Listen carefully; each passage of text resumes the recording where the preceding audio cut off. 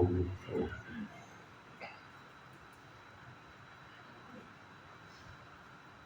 ओम। मेरी ध्वनि ठीक आ रही होगी, मैं ऐसा सोच रहा हूँ। मेरे को तो ठीक आ रही है। आप लोगों को ठीक सुनाई दे रही है? सुनाई दे रही है। मेरी ध्वनि कम है, थोड़ा इसकी आप बढ़ा देंगे। ओम। अभी ठीक है? आपको नहीं आ रही थी, अभी ठीक आ रही है ध्वनि? ठीक है।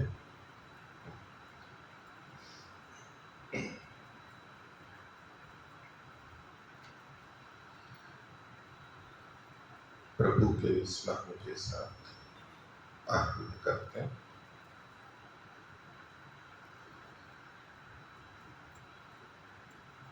नेत्रों को बंद करके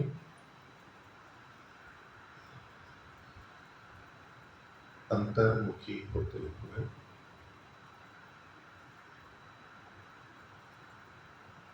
अपने अंदर भी विराजमान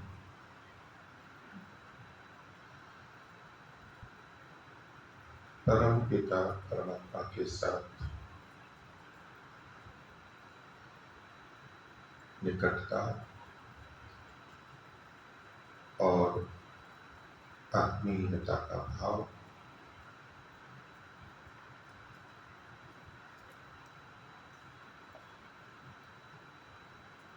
प्रभु के मुख्य नाम ओम का उच्चारण आंतरिक रूप से ईश्वर से संबद्धता, श्वास भरिए।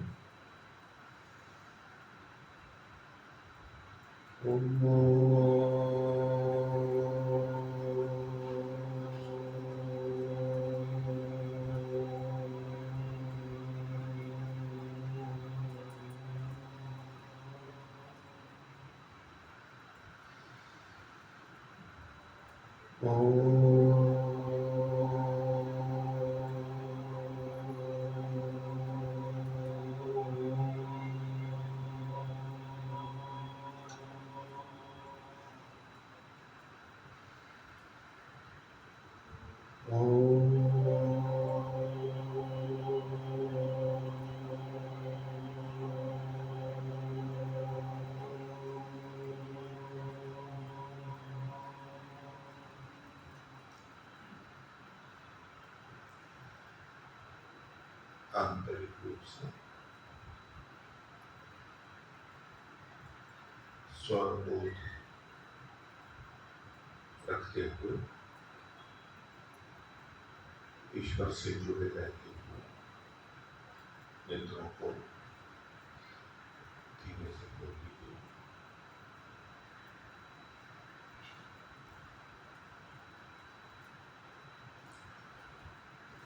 आर्य समाज के कार्यक्रम के इस सायंकालीन सत्र में उपस्थित विद्वजन, आर्य समाज के अधिकारीगण और सभी प्रबुद्ध धर्म प्रेमी, अध्यात्म प्रेमी सज्जनों, मानवताओं, माता बहनों,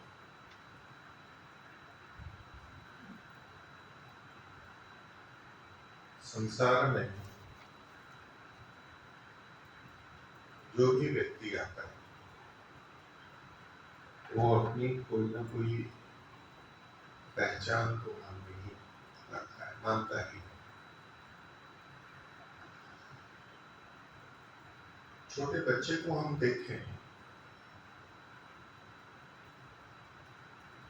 उसको किसी ने बहुत कुछ समझाया सिखाया ना हो तो भी वो अपने को पहचानने लगता है, भिन्न भिन्न रूप में पहचानता है। और ये अपने को पहचानने की प्रक्रिया हमारे बड़े होने पर बढ़ती जाती है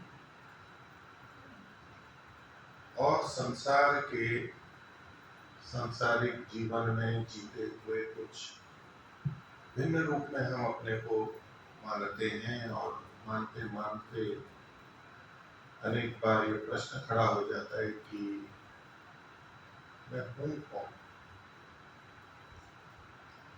और ये सब क्यों और कैसे हो रहा है।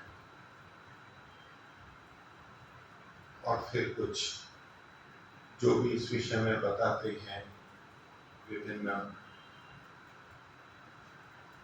मान्यताओं को मानने वाले, जैसा बड़ों ने सुना है कुछ वो बताते हैं, कुछ सुनते हैं, और उसके अनुसार फिर कुछ अपने को अलग अलग रीति से समझने लगते हैं। अपने को जानना एक सामान्य रूप से होता रहता है अपनी पहचान के रूप, अपनी पहचान के रूप कि लोग, वो जो पहचान है कि लोग मुझे कैसे पहचान रहे। जब बाल्यावस्था से जब अपने को जानना ये प्रारंभ होता है, विचार करना, तो ये हम अपनी पहचान देखते हैं उस समय, जैसे कि किसी अन्य वस्तु की पहचान है, किसी घर की पहचान है, किसी पेड़ की पहचान है। तो हमारी क्या पहचान है, यानी दूसरे हमें कैसे जानते हैं, पहचानते हैं, उसी को हम स्व का रूप मानते हैं। क्योंकि जिससे हमें पहचाना जाए, जो हमारे पहचान का लक्षण हो, वही तो मैं हूं। तबले के पहचान के कुछ लक्षण हैं, वो लक्षण है इसलिए ये तबला है, इसलिए ये आम का वृक्ष है, इसलिए ये मैं जो भी है, जिसको शरीर को समझते हैं। तो हम अपने को बचपन में स्वभावतः किसी तरह पहचानते हैं। ये एक तरह से मैं शब्द साथ में जुड़ करके होता है। कभी हम या बच्चे यूँ कहते हैं, मैं छोटा हूँ, मैं बड़ा हूँ, मैं गोरा हूँ, मैं काला हूँ, मैं इस विद्यालय में पढ़ता हूँ, मेरे माता पिता ये हैं, मैं इस घर में रहता हूँ, इत्यादि व्यापक प्रभाव मैं के साथ में जुड़ा ही रहता है।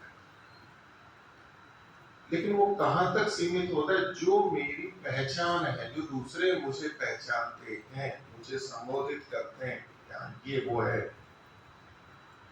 बस वही पहचान लेकर के हम अपना जीवन चलाते रहते हैं, और व्यवहार में हमें कोई कठिनाई नहीं आती, कोई अड़चन नहीं आती। तो जो हमारी पहचान बाह्य रूप से है, शारीरिक रूप से है, और उसको मैं मान करके मैं चल रहा हूँ, बच्चे को कहीं अड़चन नहीं आती है उसके अंदर, उसके सारे व्यवहार सिद्ध होते हैं। भूख लगना, भोजन करना, पढ़ना, मित्र, किसका मित्र है, मेरा मित्र है, मैंने किसको पुस्तक दी थी, किससे मेरे को रुपए लेने हैं, समस्त व्यवहार हमारे इस पहचान से सिद्ध होते रहते हैं। हमारे को जीवन में कोई अड़चन नहीं है, और इसलिए उससे आगे सोचने का विचार कि मैं कौन हूँ, सामान्यतः हमारे घर में नहीं आता है। और जो उसी रूप में व्यवहार में जीवन जीते रहते हैं, चाहे वो 20, 30, 50, 60 कितने भी वर्ष के हो जाएं, चूंकि व्यवहार में कोई दिक्कत नहीं हो रही है, इसलिए उनको कोई ये प्रश्न नहीं उठेगा कि मैं अपने को जानूं, मैं हूं कौन। जो पहचान मानी समझी है ठीक है, लेकिन कुछ समय ऐसा आता है कि व्यक्ति इस बाहर की पहचान को समझते हुए भी या उसको मानते हुए भी कि यही मेरी पहचान है, ये मेरे बच्चे हैं, ये मेरा ये है, बड़ा हो जाता है। लेकिन ये मैं हूं क्यों, मैं यदि ये हूं तो मैं ऐसा क्यों हूं, कभी भी उठ सकता है ये प्रश्न कि जैसे मैं हूं वैसे दूसरे भी हैं। मैं इस घर में हूं, ये दूसरे उस घर में है, मेरे माता पिता ये हैं, उनके माता पिता वो हैं, मेरे पास इतना धन है, दूसरों के पास इतना है, मेरा शरीर ऐसा है, उनका शरीर ऐसा है। क्यों? सबकी अपनी पहचान है, काम चल रहा है, लेकिन हम जब सोचने लगते हैं, विचार करने लगते हैं, तो एक प्रश्न के ऐसा है क्यों? देखिए, अपने को भी जन्म होता है, मैं अभी युवा हूँ, छोटे बच्चे उत्पन्न होते हैं, वृद्ध चले जाते हैं, देहांत हो जाता है, उनका मर जाते हैं, ये सब देख रहे हैं। अब ये प्रश्न उपस्थित होता है, किसी को कभी होगा, किसी को कभी होगा, और वहां फिर जो अपनी पहचान है उसके साथ में जुड़ जाता है कि मैं वास्तव में हूं कौन। बाहर की पहचान को नकार नहीं रहे हैं, व्यवहार चल रहा है, ये मेरी पहचान है, ये मैं हूं, लेकिन एक प्रश्न खड़ा हो जाता है कि मैं वास्तव में हूं कौन? क्या मैं यही हूं? और यही हूं तो फिर प्रश्न है कि मैं क्यों उत्पन्न हो गया था और मैं क्यों नष्ट हो रहा हूं, और मरने से पहले कुछ था या नहीं था, या मरने के बाद कुछ होगा नहीं होगा। ये समस्त बहुत सारे प्रश्न हमारे अंदर आ जाते हैं। अपने अपने पिछले संस्कार होते हैं, किसकी आध्यात्मिक यात्रा कैसी चल रही है उसके अनुसार किसी को बचपन में भी ये प्रश्न हो सकते हैं, किसी को बड़ी अवस्था में हो सकते हैं, और कोई ध्यान न दे उसको हो भी नहीं सकता। कौन व्यक्ति इनकी तरफ बढ़ता है? जिनके संस्कार हैं और उसके अनुसार संस्कार अब उद्भुत हो रहे हैं तो हो गए, वहां तो हम पिछले संस्कार मान रहे हैं, लेकिन जिनके पिछले संस्कार नहीं है, उनमें से किसके अंदर ये जिज्ञासा उत्पन्न होती है, आत्मा को जानने की इच्छा, या तो मैं को जानने की? आत्मा शब्द अभी नहीं आया, मैं कौन हूं, मैं ऐसा क्यों हूं? महर्षि दयानंद ने सत्यार्थ प्रकाश की भूमिका में ये देखा कि मनुष्य का आत्मा सत्य और असत्य का जानने वाला है। ये एक सैद्धांतिक वाक्य है, सिद्धांत व्यवहार से जुड़ा हुआ, व्यवहार से निकला हुआ एक निष्कर्ष, बड़ा ही सैद्धांतिक वाक्य है, स्थिर वाक्य। सिद्धांत मतलब केवल बौद्धिक नहीं, सब प्रमाणों से सिद्ध जो है वो सिद्धांत है, निर्णित वाक्य है। तो आत्माएं तो सब है, और हम चूंकि बहुत कुछ जान समझ चुके हैं, उस दृष्टि से विचार करें तो पशु पक्षी वृक्ष आदि उन सब में भी आत्माएं, और हम सुन के शास्त्रों से ये जानते हैं कि सब आत्माएं समान हैं। तो समान है तो फिर समान ही गुणधर्म होने चाहिए। फिर महर्षि जो वाक्य लिखते हैं, सत्य और असत्य का जानने वाला कौन है? मनुष्य का। केवल आत्मा शब्द नहीं देखा, विशेषण दिया है, मनुष्य का आत्मा। क्योंकि मनुष्य का आत्मा कुछ भिन्न होता है और पशु पक्षियों का आत्मा कुछ भिन्न होता है।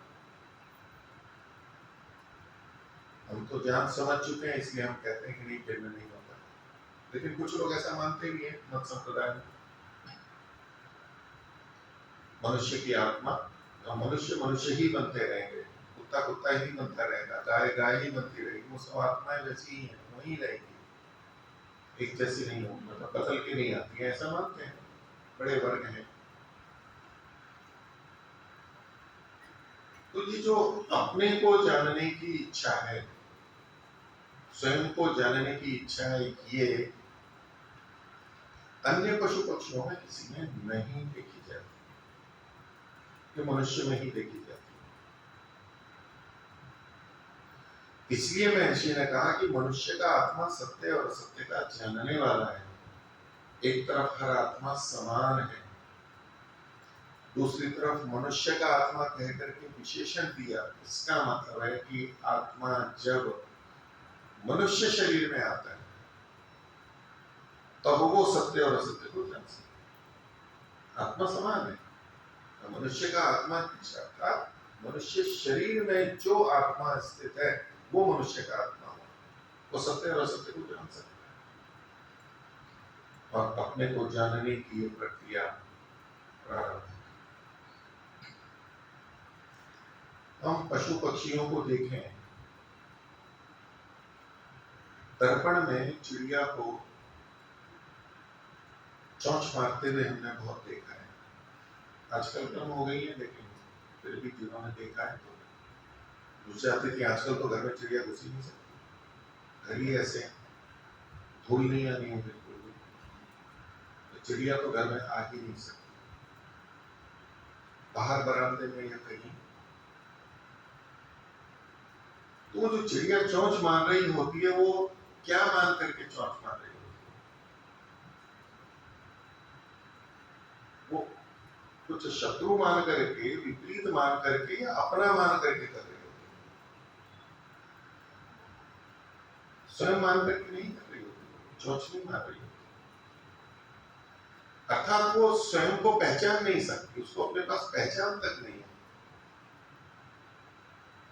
कुत्ता पानी में अपना चित्र देख करके भौंकने लग सकता है, जैसे दूसरे कुत्ते को देख करके भौंकता है। और एक कथा आपने पंचतंत्र की सुनी होगी, वो शेर वाली और खरगोश वाली। तो दूसरा शेर उसको कुएं में दिखाया बाहर वाले को, तो उसको लड़ने के लिए कूद पड़ा। अर्थात उनकी स्थिति ऐसी है कि वो स्वयं को भी दर्पण में पहचान नहीं सकते, क्योंकि हम पहचान लेते हैं। हमारे में से कोई भी ऐसा नहीं होगा कि जो दर्पण में देख करके ये कहे कि मैं नहीं, हम अपने को पहचानते ये मैं हूं। और ना हम अपने को थप्पड़ मारेंगे दर्पण में, और ना हम अपने आप को मारने के लिए दौड़ेंगे, ना अपने प्रति भौंकेंगे, क्योंकि मैं हूं, पहचानते हैं। तो दूसरे नहीं पहचान सकते। मनुष्य का आत्मा सत्य असत्य का जानने वाला है, ये तो बहुत बाहर का रूप है। ऐसा सुनते हैं कि जो कुछ मनुष्य, कुछ जो विकसित बंदर होते हैं, चिंपांजी या और उसमें जो कुछ गोरिल्ला जो भी होते हैं, उनके सामने भी दर्पण हुआ। वैज्ञानिकों के लिए खोज का विषय, वो अपने ढंग से अनुसंधान करते हैं। ये पशु अपने को पहचानते हैं, नहीं पहचानते। उसके सामने दर्पण रखा गया, उसने देखा, पहले तो बहुत चक्का हो, पहली बार दर्पण में देख रहा है, तो उसने बगल में जाके पीछे देखा, तो दर्पण था, उसने पीछे जाकर के देखा, उसको संदेह था कि कौन है,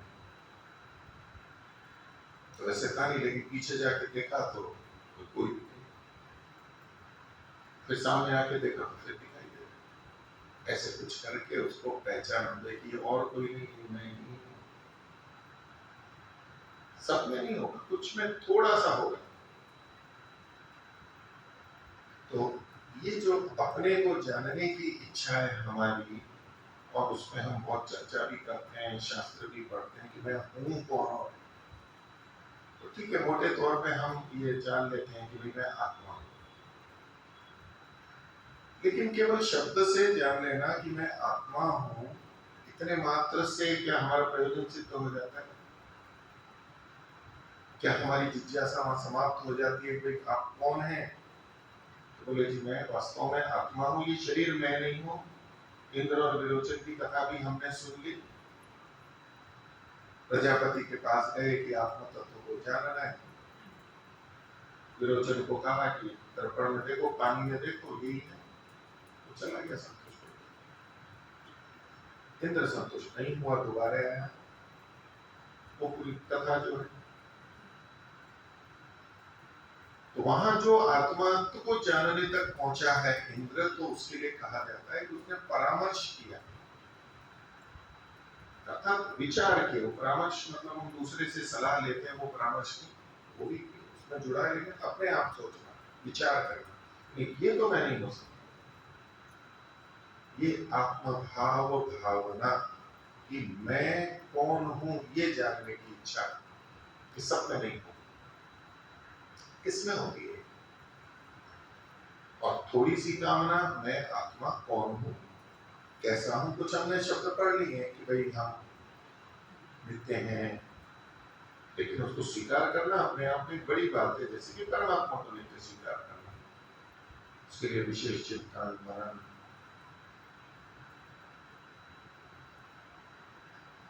तो योग दर्शन में एक प्रसंग आता है, यम नियम के पालन की सिद्धि होने पे या पालन करने पे क्या फल होता है। वहां एक शब्द है अपरिग्रह। परिग्रह यानी खूब लेना करना, और दूसरा है अपरिग्रह, मतलब बहुत अधिक न लेना, संसार की चीजों को जितना है उतना लेना, आवश्यक सीमित थोड़ा। जीवन है तो आवश्यकताएं तो है, वो तो करेगा ही, लेकिन परिग्रह नहीं, बहुत अधिक नहीं। वहां उन्होंने कहा कि अपरिग्रह की जब स्थिरता होती है या व्यक्ति अपरिग्रह का पालन करता है तो क्या फल मिलता है। उन्होंने कहा अपरिग्रह स्थैर्य जन्म कथनता संबोध। ये जन्म कैसे हुआ, क्यों हुआ, वो हम आश्रम में कौन था, किंचिदिदम, ये क्या है, ये जो जिज्ञासा है ये कब होती है, जब अपरिग्रह। अब हम भले ही उतने अपरिग्रही नहीं हैं, हम परिग्रही हैं, लेकिन उसका पीछे का भाव क्या है। यदि हम परिग्रह में लगे हैं, मैं खूब धन कमा रहा हूँ, मैं खूब यश कमा रहा हूँ, मैं ऊंचे से ऊंचे पद पे जा रहा हूँ, मैं अपने बहुत शिष्यों को बना रहा हूँ, मैं पुस्तकें लिखने में लगा हूँ।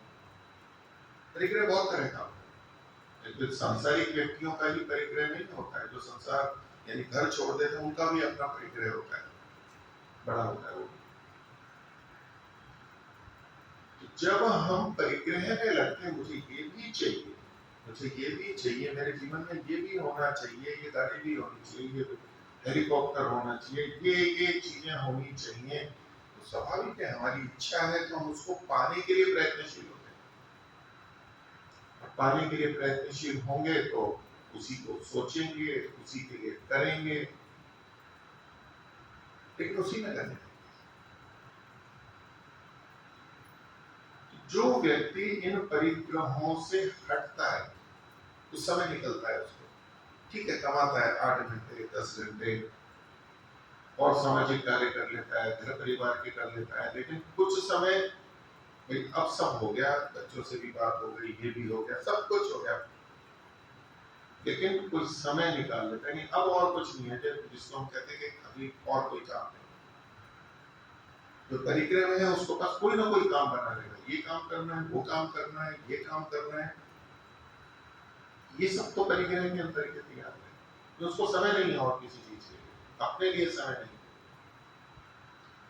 जब व्यक्ति अपरिग्रह की तरफ जाता है और साथ में ठीक है समझ भी है, जागरूक है, तो उसको ये प्रश्न आएंगे और उस पर वो विचार करेगा और प्रश्न आएंगे, कुछ उलझने आएंगी, समाज से तालमेल नहीं लगेगा, और वही जिज्ञासा उसको आगे आगे बढ़ाएगी और वही उसको अपने को जनाने तक सीमित तक लेके जाएगी, स्वयं को जाएगा। और स्वयं को जानना कितना महत्वपूर्ण है। एक तरफ हम परमात्मा को जानने को बहुत महत्वपूर्ण मानते हैं, और उपनिषदकारों ने यहाँ तक कह दिया है कि जिसके जान लेने पर ये सब कुछ जान लिया जाता है। जिसमें जाते सर्वमिदं ज्ञातम भवति, उसको जान लिया तो सब कुछ जान लिया, और उसको नहीं जाना तो कुछ भी नहीं जाना है, पूरा नहीं जाना। लेकिन ईश्वर को भी जानना क्यों। चाहे सांसारिक व्यक्ति हो या आध्यात्मिक व्यक्ति हो, कि जितने भी कर्म क्रियाकलाप हैं, बचपन से लेके मृत्यु तक, प्रातः से लेके सायंकाल तक, समस्त कर्म, उसका केंद्र बिंदु कौन है, आधार कौन है। ठीक है कि हम कहें कि राष्ट्र आधार है, उसके आधार पर प्रशासन है, उसके आधार पर हम अपने काम कर रहे हैं, माता पिता आधार थे और थे, जो भी है, परमात्मा आधार है। लेकिन इन समस्त चीजों का आधार और केंद्र बिंदु वो आत्मा है। यदि आत्मा नहीं है, यानी हम नहीं, हम स्वयं नहीं है, तो कुछ भी नहीं है। परमात्मा के इतने गुण धर्म क्यों प्रकट हुए इस संसार के बनाने के रूप में? परमात्मा के अपने लिए तो हुए नहीं, वो हमारे लिए ही हुए। हम घर बनाते हैं तो किसके लिए, हम परिवार बनाते हैं तो किस लिए, नौकरी करते हैं तो किसके लिए, धर्म करते हैं तो किस लिए, परोपकार करते हैं तो किस लिए, स्वाध्याय करते हैं तो किस लिए, ईश्वर को जानते हैं तो किस लिए, मुक्ति प्राप्त करते हैं तो किस लिए। समस्त प्रश्नों के पीछे यदि प्रयोजन पूछा जाए तो हम स्वयं, और कोई नहीं, कोई भी नहीं। परमात्मा को जानना परमात्मा के लिए कभी नहीं होता है।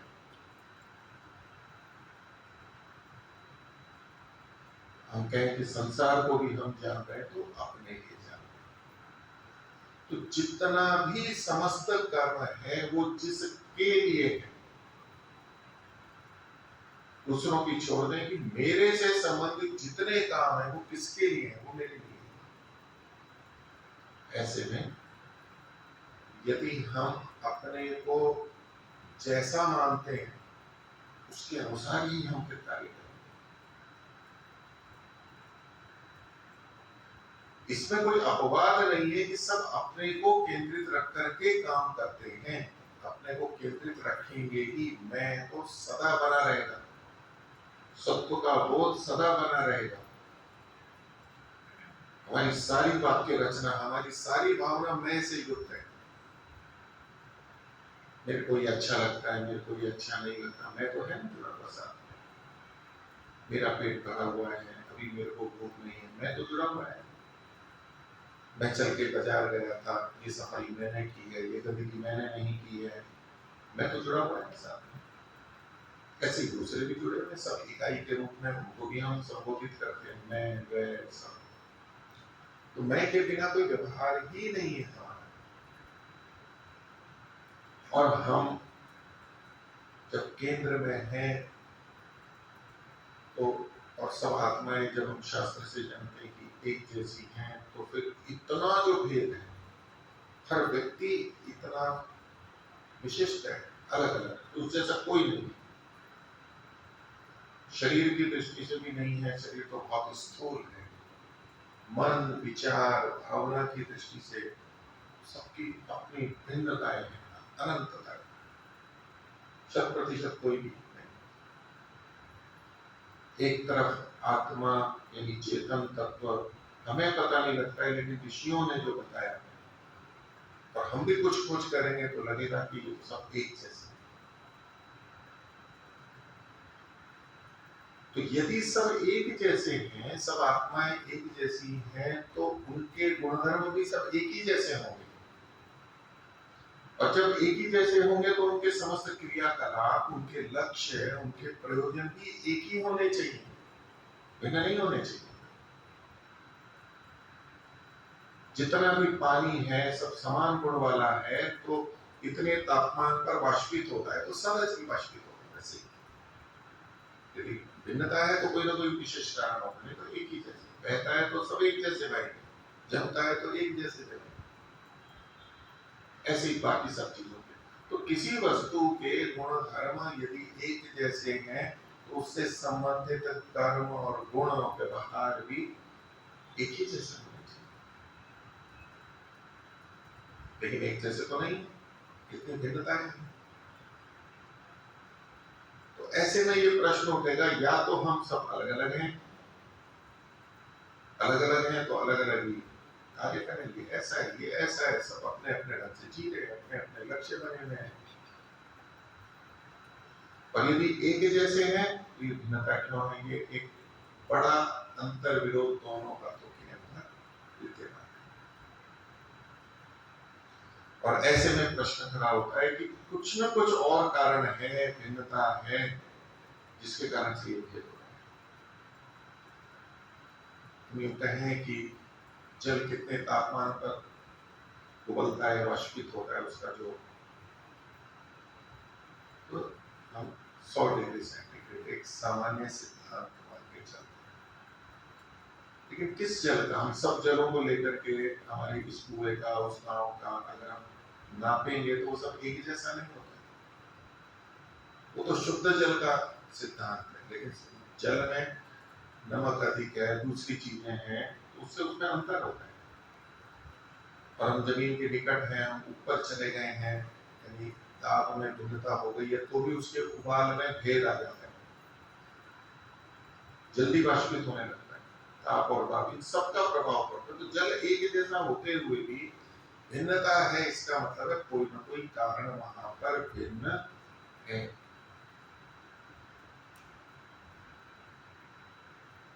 वो भिन्नता क्या है? हम बहुत सारे उसमें उत्तर देते हैं, वो भी अपनी जगह विचार के हैं, उस दृष्टि से ठीक है कि हमारा ज्ञान भिन्न है, हमारे संस्कार भिन्न है, हमारे को बचपन में जो हमारे को पालन पोषण हुआ वो भिन्न है, परिस्थिति भिन्न है, इसलिए सब अलग अलग है। सबके अपना जैसा है वैसे वैसे बन गए, पर्यावरण परिवेश जैसा था वैसा हमने कर लिया। जो एक समाज शास्त्रीय व्याख्या होती है या जो उस तरह निर्णय निकालते हैं, ये बहुत सारे कारण हो सकते हैं। लेकिन उन एक स्थितियों में भी भिन्नताएं हम देखते हैं,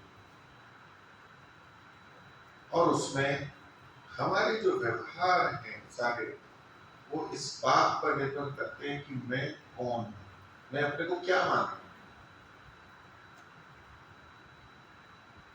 और हमारा प्रारंभिक तो ये कि दूसरे मुझे कैसा मान रहे हैं उसके अनुसार मैं व्यवहार करता हूं।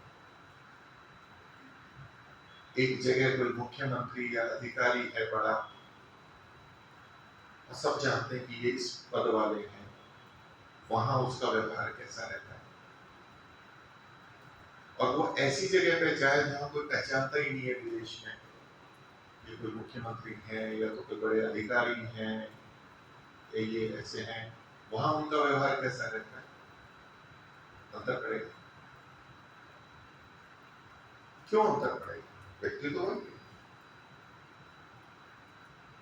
वहां अंतर कि लोग मुझे क्या मानते हैं, मेरी क्या छवि है, और मुझे कैसे करना है व्यवहार इनके सामने, इनको पता लगेगा तो कैसा अनुभव होगा।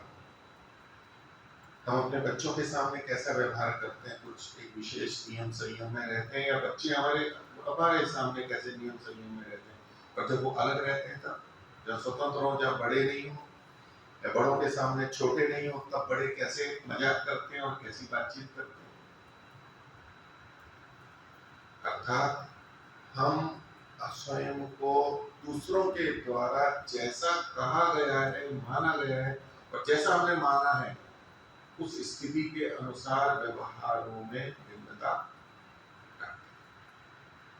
ये प्रश्न तो अलग है कि भाई विचार नहीं है कि भाई हम सब आत्माएं एक जैसी हैं या नहीं, विचार कोटि में। लेकिन एक ही व्यक्ति जो कि मैं ही हूं, मैं अपने बचपन के मित्रों के साथ, आज मैं भले 60, 70, 80 साल का हूं, मेरे जो बचपन के मित्र थे जिनसे हम हंसी मजाक करते थे, आज उनके साथ बैठ के मैं कैसी बातें कर लेता हूं, और दूसरों के साथ में नहीं कर सकता। तो ये तो जो मैं वही हूं, वो भी व्यवहार इतना भिन्न भिन्न कर रहा है। तो हमें ये समझ में आता है कि ये संभावना है कि हम एक जैसे हों, तब भी व्यवहार में भेद हो सकता है। आत्मा एक जैसी है हम सबकी, तो भी हमारे व्यवहार में भेद हो सकता है। यह आवश्यक नहीं कि आत्मा ही भिन्न हो, इसलिए क्योंकि हम एक व्यक्ति भी भिन्न भिन्न व्यवहार करते हैं। मैं कौन हूं, हम अपने को क्या समझते हैं, उसके अनुसार हम निर्धारित करते हैं कि मुझे ये करना है और ये नहीं करना है, ये चाहिए और ये नहीं चाहिए। केवल दूसरों के कहने से हम नहीं करते, स्वीकार नहीं होता है। दूसरों को स्वीकार, दूसरों की बात हम तब स्वीकार करते हैं जब हमें अपने लिए लगता है। हम स्वभावतः दूसरों के आदेश के अनुसार चलने की इच्छा वाले नहीं हैं। हम दूसरों की इच्छा के अनुसार भी चलते हैं, व्यवहार में देखा जाता है, और हम स्वतंत्र भी रहना चाहते हैं अपनी इच्छा के, लेकिन यदि मूलतः देखा जाए तो हम अपने को देखें कि हम कैसे हैं। हम दूसरों के अनुसार चलने को में अधिक अनुकूलता या अच्छा समझते हैं, या अपने अनुसार चलने में समझते हैं?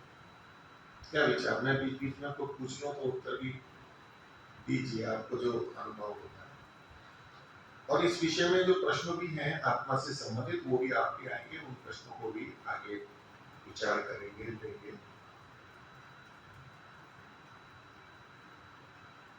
तो मैं जो अपने बारे में जैसा समझता हूं उस पर ये भेद। अब देखिए, इतने लक्ष्य भिन्न हैं, हम इतने भिन्न भिन्न हैं, लेकिन एक तरफ एकता भी है, हम सब एक जैसे हैं। तो जब हम सबको देखते हैं, परीक्षण करते हैं, तो कुछ मूलभूत बातें हमारे अंदर एक ही जैसी भी। एक तरफ हम कहेंगे कि हमारे सबके लक्ष्य अलग अलग हैं, कोई क्या बनना चाहता है, कोई क्या करना चाहता है, क्या खाना चाहता है। लेकिन यदि हम इसमें थोड़ा जो बाहर की भिन्नता है इसके पीछे जाकर के देखेंगे, तो कुछ मूलभूत चीजें हमारी सबकी एक ही जैसी दिखाई देगी।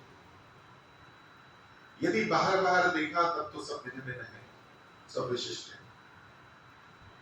लेकिन यदि अंदर गए उन सबके पीछे, तो अंततः कुछ बातें आएंगी जो बिल्कुल एक जैसी लगेंगी, और उसके आधार पर भी हम ये सोच सकते हैं कि हम सब एक हैं। तो प्रश्न फिर भी ये रहेगा कि भाई फिर ये अलग अलग क्यों है? तो हम अपने को क्या मानते हैं, उसके अनुसार हमारे सारे क्रियाकलाप निर्भर करते हैं। और ये जो सांसारिक और आध्यात्मिक मार्ग का भेद है, उसमें भी ये कारण बनता है कि हम अपने को क्या मान रहे हैं, अपनी पहचान क्या मान रहे हैं। तो हम संसार की तरफ जाएंगे, और अपने को कुछ और मानने लगे तो हम अध्यात्म की तरफ चले जाएंगे, नहीं तो नहीं जाएंगे। तो जो हमारी भिन्नताएं हैं, उसमें जो भी हमारे पास में है, उसमें आप लोग तो चूंकि बहुत जुड़े हैं, और आप लोगों ने अधिकांश ने जैसा अपने चिंतन किया होगा, हम जब देखते हैं कि एक रूपता कैसे है, तो इसका प्रयोजन क्या है, हमने जो लक्ष्य बनाया उसका प्रयोजन क्या है, यानी हम चाहते क्या है। हमें अपनी अनुभूति सबको है, मैं हूँ, हमारे वाक्यों में जुड़ा हुआ है, हमारी भावना में जुड़ा है, हमारे विचारों में है, ये कुछ न कुछ तो है मैं। वो क्या है वो एक अलग बात है, उसी की चिंतन चलता है आत्मबोध की भावना में कि मैं आखिर वास्तव में हूँ क्या। ये सामान्य बात नहीं है, ये कितने बड़े बड़े विद्वान और सन्यासी वो अपने आप को, आत्मा के स्वरूप को भिन्न भिन्न रूप में प्रकट करते हैं, बड़े बड़े शास्त्र हैं। सामान्य बात नहीं है ऐसी कि भाई मैं ठीक है, छोटी बात है और मैं जान लूं। उसमें भ्रांतियों की संभावना अत्यधिक है। लेकिन मनुष्य का आत्मा सत्य और असत्य का जानने वाला है, जानता नहीं है, जान सकता है। ये जानने वाला मतलब जान सकता है, वो तात्पर्य। तो हम अपने को भी जान सकते हैं, लेकिन उसकी प्रक्रिया हम अपने को ठीक से कैसे जाने, और जितना भी भेद है हम अपने को जो भिन्न रूप में मानते हैं अलग अलग, वास्तव में वो कारण है कि हम भिन्न भिन्न चीजों को करते हैं, और सारी भिन्नताएं हमारी दिखाई देती हैं। तो ऋषियों ने जो बताया है कुछ आत्मा के बारे में, आप लोगों में से हो सकता है अधिकांश को पता हो कि वो आत्मा के क्या लक्षण है, वो हम अपने में घटा करके देखते हैं। तो ये जो जितने भी प्रयोजन हैं, उसके पीछे पूछा जाए कि भाई आप क्यों बड़ा पद चाहते हो, आप क्यों अधिक धन चाहते हो, आप क्यों गाड़ी चाहते हो, क्यों आप बड़ा टेलीविजन चाहते हो, क्यों आप अच्छा भोजन चाहते हो, उनके जो भी कारण बताएंगे वो धन मिलेगा, यश मिलेगा, तो धन अधिक क्यों चाहते हो। तो यूं पीछे पीछे जाते जाते अंततः जो समाधान आएगा, जिसके बारे में और कोई उत्तर नहीं आ सकता, वो यही आएगा कि इससे मुझे व्यक्ति को कहेगा कि अच्छा लगता है, सुविधा होगी तो फिर सुविधा से क्या होगा, अनुकूलता रहेगी, बाधा नहीं आएगी, दुख नहीं आएगा। तो अंततः ये आएगा कि मेरे को इससे दुख से बचाव होगा या सुख की प्राप्ति होगी। इसके अतिरिक्त तो कोई प्रयोजन नहीं बचेगा। अंदर जाके देखेंगे तो यही तो प्रयोजन देखेंगे। जैसे संसार में हम विभिन्न दुकानों पे जाते हैं, कोई इस दुकान पे जा रहा है, कोई इस दुकान पे जा रहा है, भले एक ही चीज की दुकान, कपड़े की है, सब्जी की, लेकिन कोई वहां से ले रहा है, कोई वहां से ले रहा है। ये भिन्नता की भी, सबके प्रयोजन अलग अलग है, लेकिन अंततः प्रयोजन एक ही है सबका। तो जब हम उन चीजों को देखते हैं तो हमें स्पष्ट होता है कि हम सब एक हैं। तो हम अपने पे घटा के देखते हैं, ये अपने को जानने की प्रक्रिया है कि हम अपने को जानते हैं और ये भी देखते हैं कि दूसरा भी ऐसा ही है, तीसरा भी ऐसा ही है, सभी ऐसे ही है, इससे परे कोई नहीं है। जब हम ये व्यवहार एक दूसरे का देखते हैं, अपने को देखते हैं, कुछ अपरिग्रह जीवन में लाते हैं, अतियों से हटते हैं, तो जब ये जो विचार शुरू होता है तो भले कितनी भी उलझन हो, भले कितने भी प्रश्न उठ रहे हो, लेकिन धीरे धीरे करते करते उन सब का समाधान होता है। धीरे धीरे आगे जाकर लगे रहते हैं, और बीच में फिर हम किसी कार्य में व्यस्त हो गए तो ये जो अपने को जानने वाला कार्य है वो फिर ढीला पड़ जाएगा। जैसे दुनिया के कार्य हम दूसरी जगह लग जाते हैं तो एक काम छूट जाता है, ढीला पड़ जाता है, फिर कई साल बाद, महीनों बाद ध्यान आता है तो दूसरे कार्य, अरे ये भी करना था। तो भक्तों को मन में विचार तो आता है, और जो ईश्वर को नहीं भी मानते हैं वो भी अपने को जानने के लिए प्रयत्नशील होते हैं, मैं हूं कौन। ये इतनी बड़ी बात है। संसार में ईश्वर को मानने वाले बहुत हैं तो न मानने वाले भी बहुत हैं, करोड़ों में संख्या, अरबों में संख्या। लेकिन जो ईश्वर को नहीं भी मानता वो अपने को तो मानता है, मैं हूं। अब वो जिस भी रूप में मान रहा है और अपने बारे में जानने की इच्छा तो उसकी भी रहती है। परमात्मा को न जानता भी, मैं क्यों जानूं परमात्मा को, मेरे को क्या लेना देना परमात्मा से।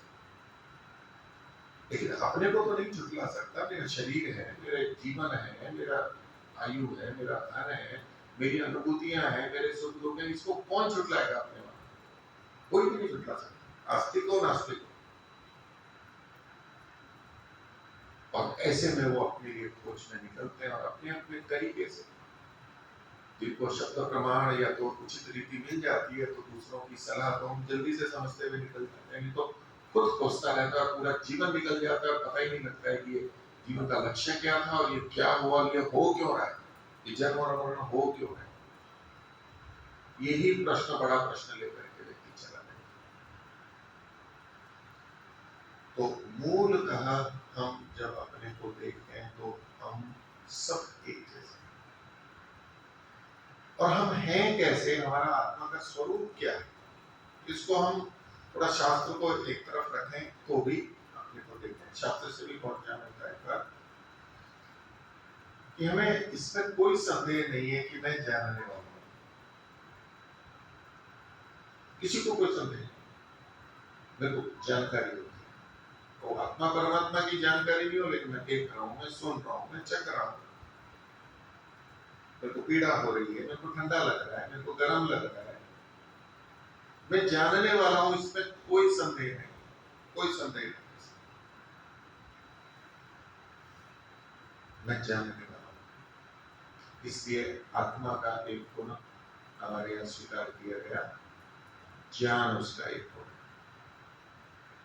ये अलग बात है कि वो ज्ञान स्वाभाविक है या नैमित्तिक है, वो फिर प्रश्न अलग है, लेकिन मैं जानने वाला हूं, इसमें कोई संदेह नहीं है, यही ज्ञान गुण है, ये आत्मा का एक गुण है।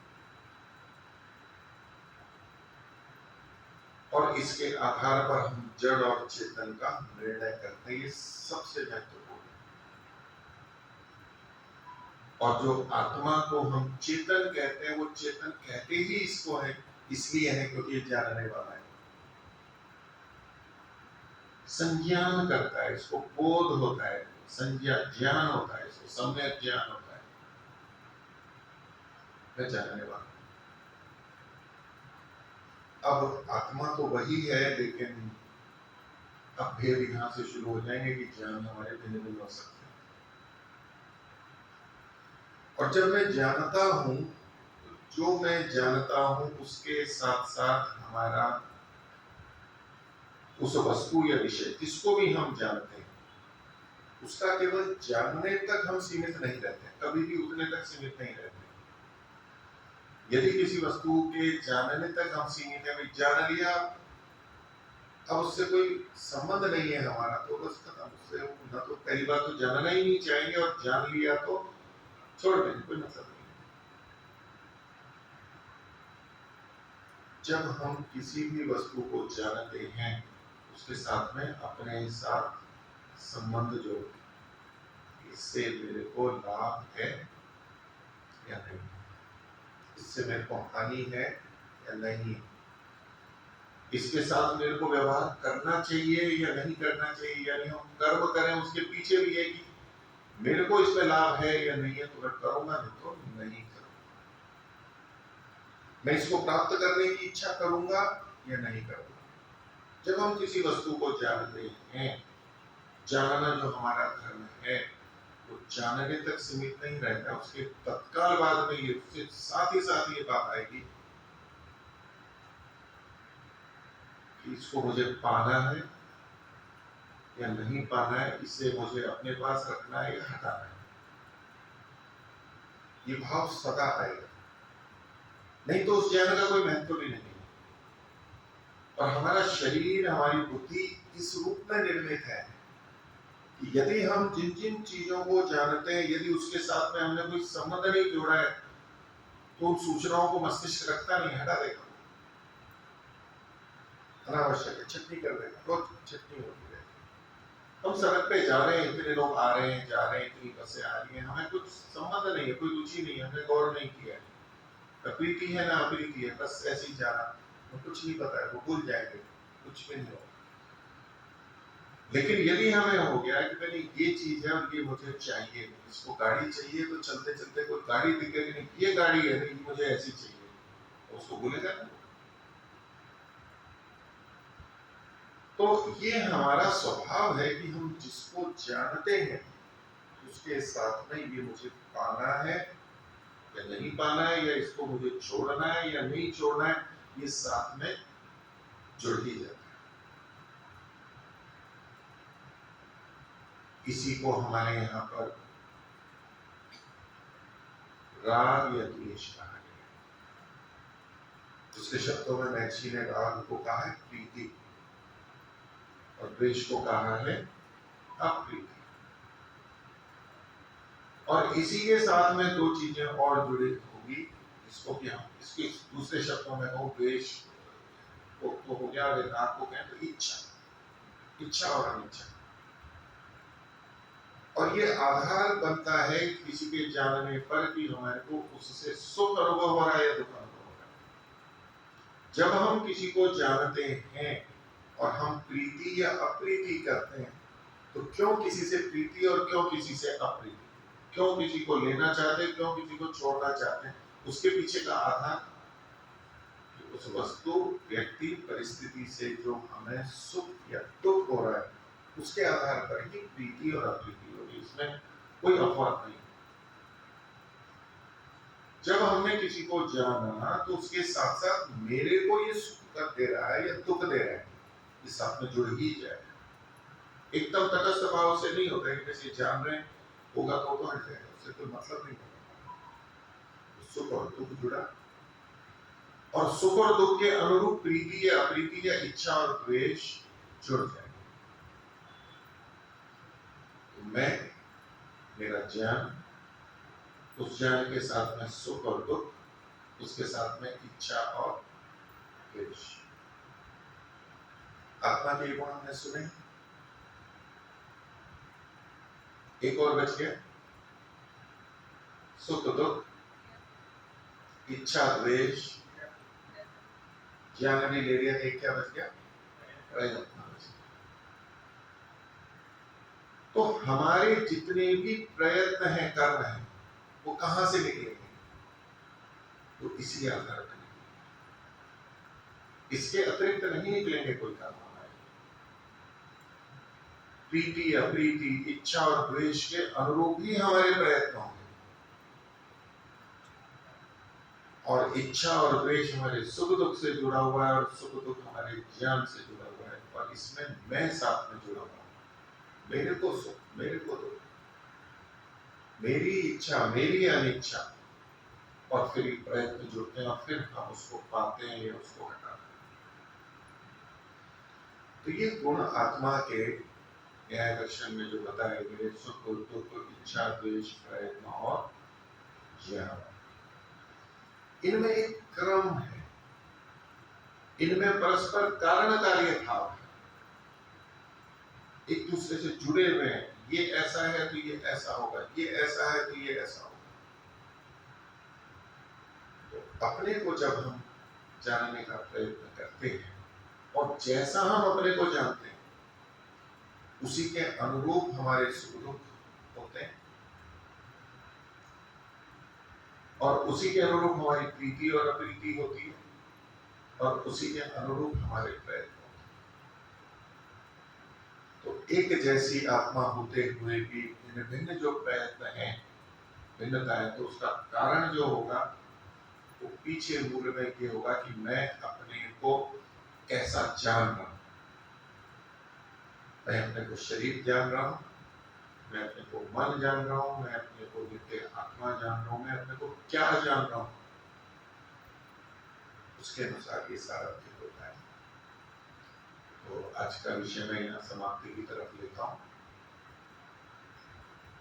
और जो अपने को जानने की भिन्नता है, उससे क्या क्या भिन्नता आती है, कैसी, इसकी व्यापक चर्चा पे और विस्तार, आत्मा से संबंधित गुणों का विचार, उसकी और समझ, उसका हमारे व्यवहार पे क्या फर्क पड़ता है, वो बिंदु मैं आगे और रखने का प्रयास करूंगा।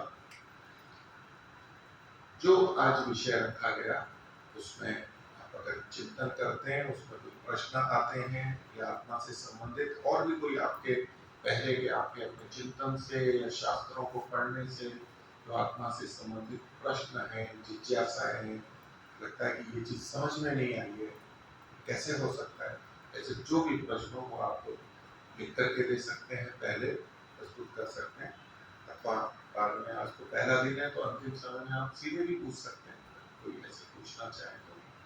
वो प्रश्नोत्तर का भी कार्यक्रम रहेगा इसी से जुड़ा हुआ, आत्मा से संबंधित। तो आत्मा के बारे में, यानी हमारे अपने बारे में समझ हमारी जितनी विकसित है, उतना ही हमारा जीवन सरल और ठीक ठीक रास्ते पे आ जाएगा। तो बहुत लोग विभूत हैं कि तो अपना ही बोध नहीं है तो बाकी क्या। आत्मविस्मृति जो है, अपने को न ठीक से जानना है, कि बहुत बड़ा था। तो आज का विषय में इतना ही रखता हूँ। सभी को सादर अभिवादन, आपने ध्यान से सुना।